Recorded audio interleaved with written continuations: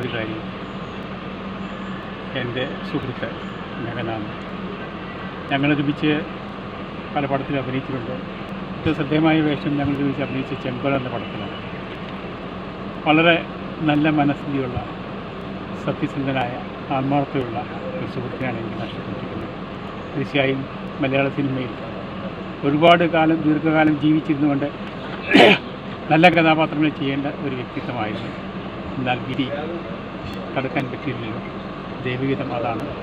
തീർച്ചയായും നമ്മയെല്ലാം വേർവിട്ട് സമാധാനത്തിൻ്റെ ഒരു നാട്ടിലേക്ക് യാത്ര തിരിച്ചിരിക്കുകയാണ്.